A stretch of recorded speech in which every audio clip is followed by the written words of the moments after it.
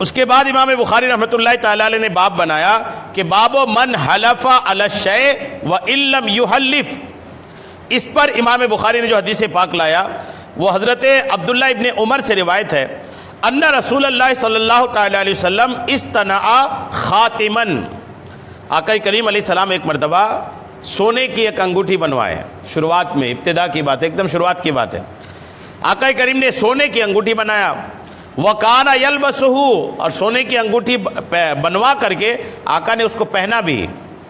اور جب پہنے نا تو انداز یہ تھا کہ فَيَجَلُ فَسَّهُ فِي بَاطِنِ كَفِّهِ، تو آقا انگوٹھی کے نگینے کو اپنے ہتھیلی کی طرف رکھتے تھے، اس طرف نہیں، باہر طرف نہیں، اندر طرف. آقا کریم علیہ السلام نگینے کو اندر طرف رکھتے تھے. اچھا، یہ شروعات میں آقا نے ایسا کیا. فَصَنَعَ النَّاسِ، صحابہ کرام کا تو معاملہ یہ تھا نا کہ حضور جو کرتے ہیں آقا، صحابہ کرام دیوانگی کی حد تک وہ کرتے تھے.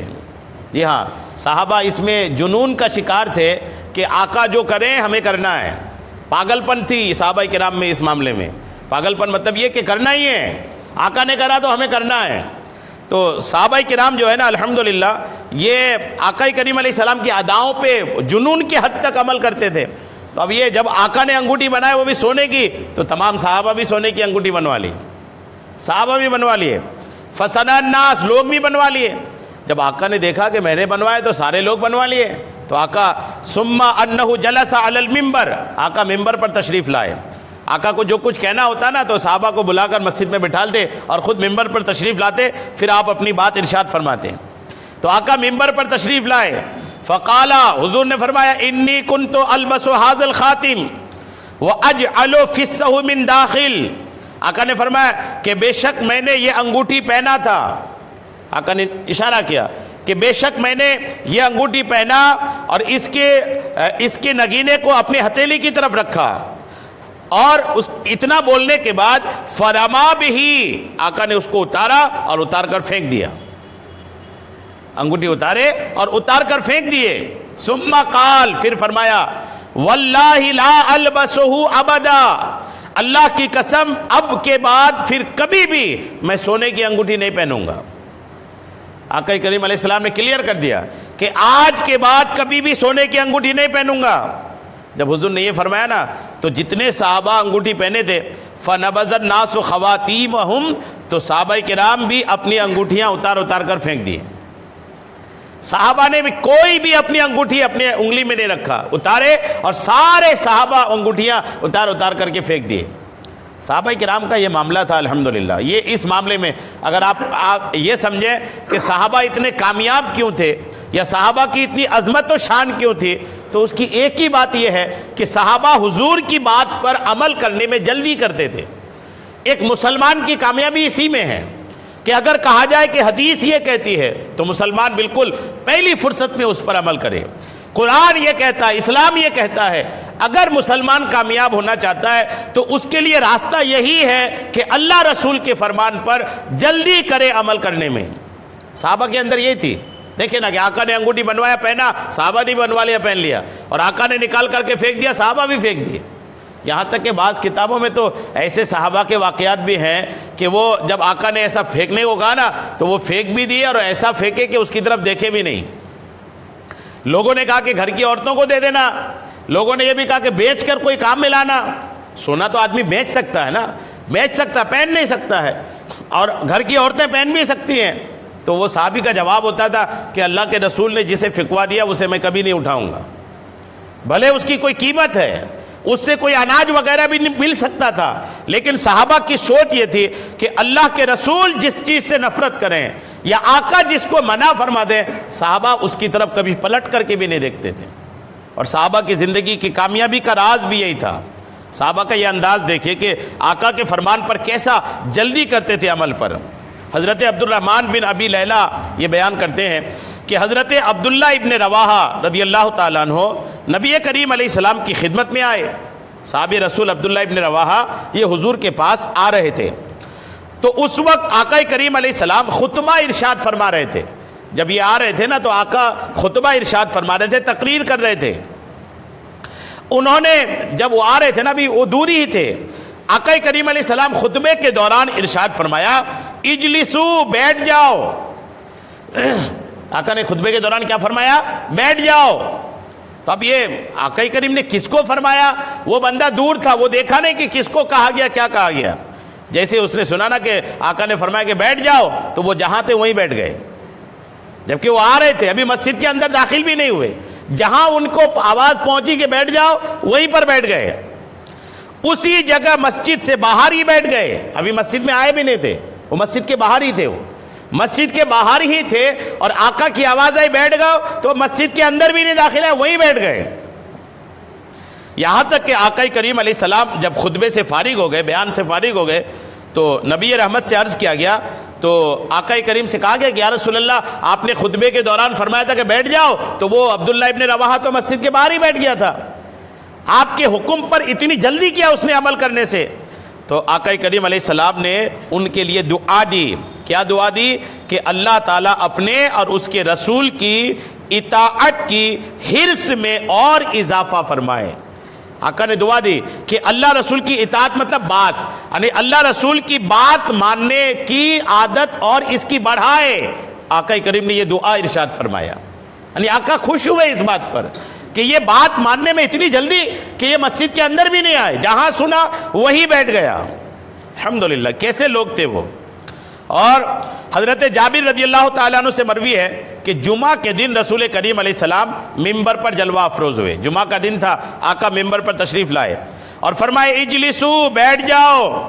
اس وقت عبداللہ ابن مسعود، یہ دوسرے صحابی ہیں، انہوں نے یہ الفاظ سنے تو وہ مسجد کے دروازے پر ہی بیٹھ گئے. یہ دوسرا واقعہ ہے. یہ صحابی بھی مسجد کے دروازے پر بیٹھ گئے. جب آقا کریم علیہ السلام جب فرمائے کہ بیٹھ جاؤ، دروازے پر بیٹھ گئے، تو آقا کی نظر پڑ گئی. جیسے آقا کی نظر پڑ گئی تو آقا نے فرمایا اے عبداللہ ابن مسعود آگے آ جاؤ. یعنی آقا نے جب دیکھا کہ میں نے کہا بیٹھ جاؤ تو یہ دروازے پر ہی بیٹھ گئے، تو آقا نے فرمایا کہ آگے آ جاؤ. الحمدللہ غور کیجئے کہ صحابہ کتنے حریص تھے. عبداللہ ابن عباس رضی اللہ تعالی عنہما سے مروی ہے کہ رسول کریم علیہ السلام نے ایک آدمی کے ہاتھ میں سونے کی انگوٹھی دیکھی. وہ جو واقعہ میں نے آپ کو بتایا، دیکھیں آقا نے ایک کے ہاتھ میں سونے کی انگوٹھی دیکھی تو اسے اتار کر کے آقا نے پھینک دیا. آقا اپنے ہاتھ سے اس کی انگوٹھی اتارا اور اتار کر کے پھینک دیا اور فرمایا کیا تم اپنے ہاتھوں میں جہنم کا انگارہ رکھنا چاہتے ہو؟ آقا نے کیا فرمایا؟ کیا تم اپنے ہاتھ میں جہنم کا انگارہ رکھنا چاہتے ہو؟ یعنی سونے کی انگوٹھی ہاتھ میں ہونے کا مطلب ہاتھ میں جہنم کا انگارہ ہے. جی ہاں، اللہ کرم فرمائے. یہ لوگ ایسے پہنے نہ پہنے، لیکن شادی کے دن تو لوگ تھوڑا سا زیادہ ہی خوش رہتے ہیں اور وہ آنے دو، بولے پہننے دو. یقین مانے کہ شادی ہو چاہے کچھ بھی ہو، شادی سے بربادی کی شروعات تھوڑی کرنا ہے کہ شادی کے دن پہنے اور پہنا دے. تو لوگ سمجھتے ہیں کہ یار منع کر دیں گے تو چھوٹ جائے گی انگوٹھی، لے تو لو، ابھی بعد میں کچھ اور کر لیں گے. تو جو چیز حرام ہے نا، اگر پہلے سے کلیئر کر دے لڑکی والوں کو کہ نہیں ہمارے یہاں سونے کی انگوٹھی اسلام میں اجازت نہیں ہے، تو آپ نہیں دینا ہمیں. جو دینا آپ اپنی بیٹی کو دینا، ہم نہیں پہننے والے آپ کی سونے کی انگوٹھی. اور پہنانا بھی ہے تو وہ بھی چاندی کی ایک ہی انگوٹھی کی اجازت ہے. بعض اوقات یہ آپ کے جو سلامی ہوتی نا، یہ سلامی میں عورتیں وہ لا کر کے بہت سارا پہناتی ہیں، کئی سارا وہ ہاتھ میں ہو جاتا ہے. اس میں کئی خرابیاں ہیں. ایک خرابی تو یہ ہے کہ چاندی کی انگوٹھی ایک سے زیادہ کی اجازت نہیں ہے. ایک سے زیادہ پہناتی وہ ایک غلط. اور دوسرا یہ عورتیں ہاتھ پکڑ پکڑ کے پہناتی ہیں، ہاتھ پکڑ پکڑ کے. یہ عورتوں کو بھی شرم نہیں آتی کہ غیر مرد کا ہاتھ پکڑتے ہیں، اور یہ جو دولہا بیٹھا رہتا ہے وہ بھی بے حیائی کرتا ہے کہ چلو لاؤ پہناتے رہو. تو یہ دولہا کو بھی ناجائز ہے اور وہ عورتوں کو بھی ناجائز ہے. جی ہاں، اللہ کرم فرمائے کہ وہ بھی نہ پہنائے. اچھا، عورتیں یہاں ایک اور غلطی کرتی ہیں. بعض اوقات یہ جو حج کرنے والے جاتے ہیں اور آتے ہیں نا، تو میں ان لوگوں کو بھی دیکھا یہ عورتوں سے گلے ملتے ہیں. اللہ کرم فرمائے، یہ حاجی لوگ جو عورتوں سے گلے ملتے ہیں، یہاں میں کئیوں کو دیکھا. یہ آج کلیئر کر دوں، یہ گلے ملنے کی اجازت نہیں ہے، کوئی بھی عورت ہو. جی ہاں، بالکل نہیں. دور تو ایسا ہے کہ سگی بہن سے بھی گلے نہ ملے، بالکل نہ ملے. گلے ملنے کی، عورت سے کیا گلے ملنے کی اجازت ہے؟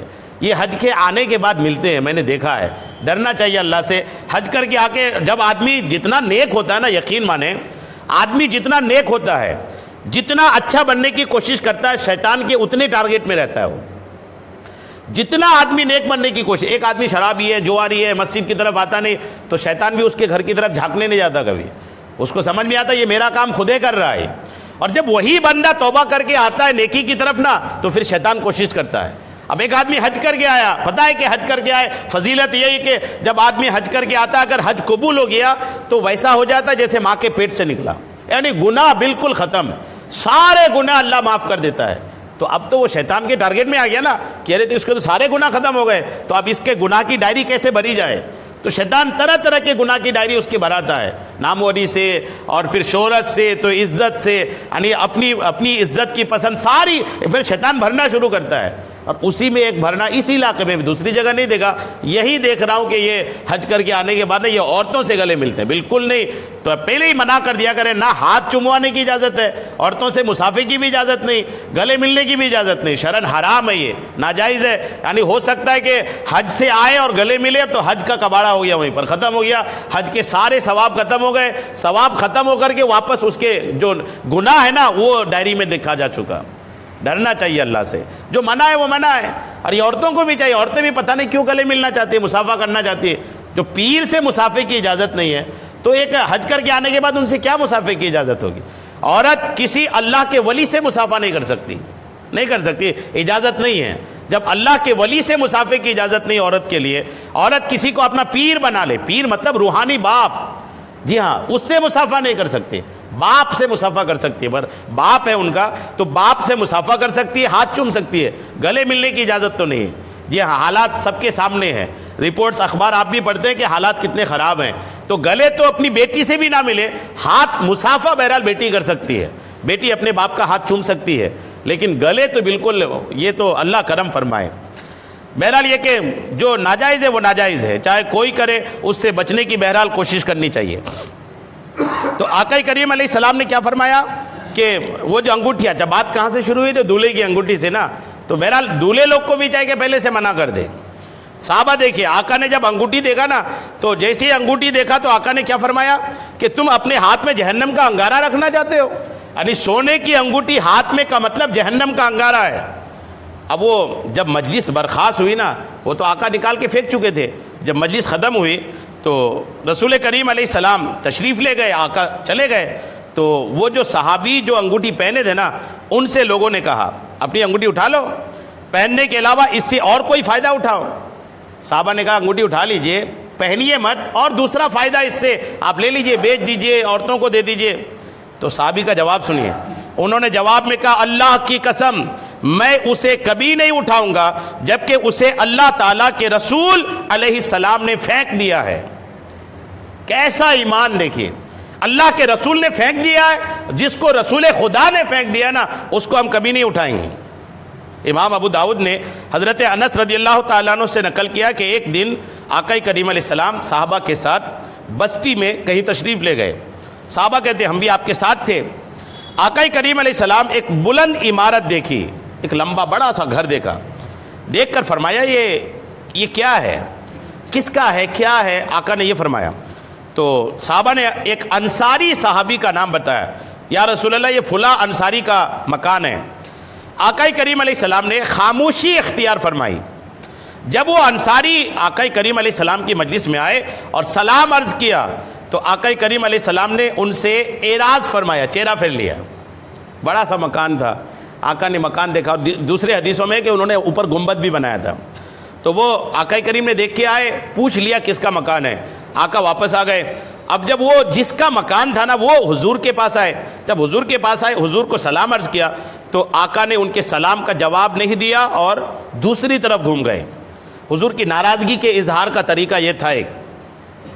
اب وہ صحابی تو پریشان ہو گئے، وہ جب حضور دوسری طرف گھومے نا تو وہ صحابی اس طرف آئے اور آقا کو دوبارہ سلام کیا۔ کئی بار اس نے سلام کرنے کی کوشش کیا، سلام کیا، آقا کے چہرے کی طرف آیا اور آقا دوسری طرف گھوم جاتے تھے، یہاں تک کہ انہوں نے آقا کریم کے چہرے انور پر ناراضگی کی نشانی دیکھا۔ وہ صحابی نے دیکھا کہ آقا ناراض ہے مجھ سے۔ دوسرے اپنے جو ساتھی صحابہ تھے ان سے پوچھا کیا وجہ ہے، مجھے تو سمجھ میں نہیں آ رہا۔ وہ صحابی پریشان تھے کہ میں نے تو کوئی ایسی بظاہر کوئی ایسا کام نہیں کیا کہ آقا ناراض ہو جائیں، لیکن آقا کی ناراضگی چہرے سے دکھ رہی ہے، کیا میٹر ہے، اس کو کیا ہونا چاہیے۔ دوسرے ساتھیوں سے پوچھا کیا وجہ ہے، رسول کریم علیہ السلام سے مجھ سے ناراض ہو گئے آقا مجھ سے ناراض ہے، کوئی بات سمجھ میں نہیں آ رہی۔ تو بتایا گیا کہ ہمیں صرف اتنا علم ہے، دوسرے ساتھیوں نے بتایا کہ ہمیں بس اتنا لگ رہا ہے کہ آقا آج بستی کی طرف گئے تھے اور انہوں نے تمہارا مکان بلند دیکھ کر، بڑا مکان دیکھ کر تمہارے بارے میں پوچھا تھا کہ کس کا مکان ہے اور ہم نے تمہارا نام بتا دیا تھا. بس اتنی سی بات ہمیں سمجھ میں آ رہی کہ تمہارا بلند مکان تھا اور آقا کریم علیہ السلام نے تمہارا مکان دیکھا تھا, اور بس اتنی بات ہے اور کوئی سمجھ میں نہیں آ رہا.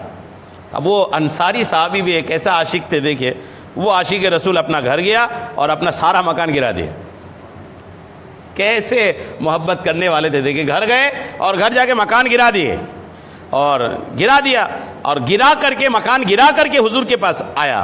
اور جب وہ مکان نظر نہ آیا, آقا کریم علیہ السلام نے دوبارہ اس طرف سے جانا ہوا تو آقا دیکھے کہ یار یہ مکان دکھ نہیں رہا. آقا نے پھر پوچھا کہ یہ مکان دکھ نہیں رہا جو بلند بڑا مکان تھا.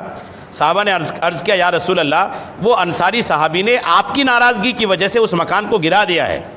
تو آقا کریم علیہ السلام نے اسے دعا دی اور فرمایا کہ ضرورت سے زائد مکان انسان کے لیے وبال و عذاب ہوتا ہے. ضرورت سے زیادہ مکان, یہ جملہ یاد رکھنا چاہیے. مکان بڑا بنانا یہ گناہ نہیں ہے, ضرورت سے زیادہ نہیں, یہ بھی ہو وہ بھی ہو وہ بھی ہو. پتہ چلا 8-10 روم ایسے ہی پڑے ہیں یا 4-5 روم ایسے ہی پڑے, کوئی اس میں جاتا آتا بھی نہیں ہے. یعنی پھر وہ ہوتا کیا, اگر ضرورت کے بنا بنا رہا تو بنا ہی ہے, اور نہیں بنا ہے تو وہی پیسہ. اسلام یہ چاہتا ہے کہ ضرورت سے زیادہ پیسہ ہے تو بلا وجہ کہیں جام ہونے کے اس کو دین کے راستے پہ لگا دے اور آخرت میں اپنا اس کا حاصل ہو. تو یہ ضرورت سے بنا, آقا نے ارشاد فرمایا کہ ضرورت سے زائد مکان انسان کے لیے وبال و عذاب ہوتا ہے. مشکات شریف کی حدیث پاک ہے. غور کیجئے کیسی محبت تھی صحابہ, اپنا گھر گرا دیے. حضرت مجاہد بیان کرتے ہیں کہ ایک دن عبداللہ ابن عمر رضی اللہ تعالیٰ عنہما نے فرمایا کہ رسول کریم علیہ السلام کا فرمان ہے اپنی بیویوں کو مسجد جانے سے مت روکو. شروع میں عورتیں مسجد آتی تھی, عورتیں مسجد میں حضور کے پیچھے نماز پڑھتی تھی جماعت کے ساتھ. تو آقا نے ایک دن عبداللہ ابن عمر نے فرمایا کہ آقا کا فرمان ہے کہ اپنی بیویوں کو مسجد جانے سے مت روکو. تو ان کے بیٹے نے آگے سے کہہ دیا ہم تو روکیں گے, چونکہ وہ روکنے کا حکم آ چکا تھا. حضرت عمر کے دور سے عورتوں کو روکنا شروع کیا جا چکا تھا. حضرت عبداللہ نے فرمایا کہ میں تجھے رسول اللہ کا فرمان سنا رہا ہوں اور تو آگے سے یہ کہہ رہا ہے کہ ہم تو روکیں گے. راوی کہتے ہیں کہ اپنی موت تک حضرت عبداللہ نے اس سے گفتگو نہیں کی. کہ میں نے بات یہ تھی کہ اس وقت حدیث میں بیان کر رہا ہوں, میں حدیث بیان کر رہا ہوں کہ رسول اللہ نے فرمایا مت روکو, اور تم اسی وقت بتا رہے ہو کہ ہم تو روکیں گے. مطلب رسول اللہ کی حدیث کی کوئی اہمیت نہیں تمہاری نظر میں. اگر بولنا بھی تھا تو بعد میں بولتے, یعنی آقا کی حدیث اور فوراً تم اس کے خلاف بات کر رہے ہو. تو عبداللہ ابن عمر کہتے ہیں کہ پھر انہوں نے کبھی بھی ان سے بات نہیں کی, زندگی بھر ناراض رہے کہ یار یہ رسول اللہ کی حدیث کی بے حرمتی کر رہا. تو جب بھی اگر کہا جائے نا کہ یہ رسول اللہ نے فرمایا, یہ حدیث میں ہے, تو آدمی اس وقت کم سے کم خاموشی سے اس کو کچھ ایسا کرنا چاہیے کہ نہیں یار یہ صحیح ہے, یہ بالکل صحیح ہے, اس کے خلاف بات نہ کرنی چاہیے. اور اپنے عمل سے بھی پریکٹیکلی طور پر بھی آدمی دکھائے کہ نہیں یار یہ صحیح ہے. جیسے شادیاں ہوتی ہے, شادی میں بیان ہوا کہ یار یہ بھی غلط یہ بھی غلط یہ بھی غلط, اور پھر وہ بس بیان تک رہتا, جیسے ہی وہ بیان ختم ہوا نا پھر وہ شروع ہو جاتے ہیں لوگ. جتنا وہ بیان کیا گیا, جتنی حدیثیں بیان کی گئی, وہ سارا آدمی پیٹھ پیچھے پھیڑ کر کے وہ شروع ہوتا. پھر ہلدی بھی ہونا ہے, مہندی بھی ہونا ہے, وہ صرف وہ کیا کیا نہیں ہوتا وہ سب کو پتہ ہے. اور مسلمانوں کی ذلت اسی میں ہے. مسلمان جو آج ذلیل ہو رہا ہے نا, مسلمان رو رہا ہے, وہ ہو رہا ہے وہ ہو رہا ہے وہ ہو رہا ہے, جو کچھ ہے سب اپنے ہاتھوں کی کرنی ہے. مسلمان اپنے ہاتھوں سے اپنے گڈھے کھود رہا ہے اور اس میں خود گر رہا ہے, اور گرنے کے بعد چلاتا ہے کہ یار وہ کوئی گڈھے میں ڈھکیل دیا ہم کو. گڈھا آپ نے خود کھودا تھا, قوم نے خود کھودا ہے گڈھا, اور گڈھے کھود کر کے خود اس میں جا کر کے گرا ہے. اب چوٹ لگ رہی ہے تو چلنا ہے. بہرحال یہ کہ قوم جو ہے نا, ہماری جو قوم ہے, یہ خود اپنے لیے گڈھے تیار کر کے خود اپنی پریشانی کا سبب بن رہے ہیں.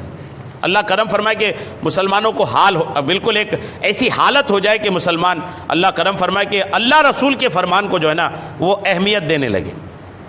سید المرسلین علیہ السلام جس وقت بھی کسی صحابی کو یاد فرماتے, وہ کسی بھی حال میں ہوتے, ایک ہی آواز پر حاضر ہو جاتے. صحابہ کی ایک عادت یہ بھی تھی کہ اگر حکم آیا کہ رسول اللہ بلا رہے ہیں تو وہ جس حالت میں ہوتے آقا کے پاس آ جاتے. یہاں تک کہ بعض اوقات صحابہ گھر میں اپنے بیویوں کے ساتھ بستر پر ہوتے, ان کے کان میں یہ آواز آتی کہ رسول اللہ نے یاد فرمایا ہے, تو وہ بستر چھوڑ کر آقا کی بارگاہ میں آتے. حضرت رافع بن خدیج کا بیان ہے کہ ایک دن آقا کریم نے مجھے یاد فرمایا. جب آپ علیہ السلام نے مجھے آواز دی, اس وقت میں اپنی بیوی کے ساتھ بستر میں تھا. جب میں نے آپ کی پیاری آواز سنی, آقا کی آواز سنی, تو میں اسی وقت اٹھ کھڑا ہوا اور آقا کریم علیہ السلام کی خدمت میں حاضر ہو گیا. یعنی کہاں ہے, کس حالت میں ہے, جس بھی حالت میں ہے الحمدللہ وہ آقا کی بارگاہ میں آ جاتے تھے. اور کچھ صحابہ تو حضور سے اتنی محبت فرما کرتے تھے کہ وہ دن کے علاوہ رات بھی حضور کی چوکھٹ پر ہی رہتے تھے, کہ آقا کے پاس سے جانا ہی نہیں ہے, حضور کی چوکھٹ پر ہی رات گزارتے تھے. یہ ہاں, ایسے بھی صحابی تھے. ربیعہ بن کعب اسلمی یہ ایک صحابی اس معاملے کا ہے کہ یہ آقا کی چوکھٹ پر ہی الحمدللہ رات گزارتے تھے.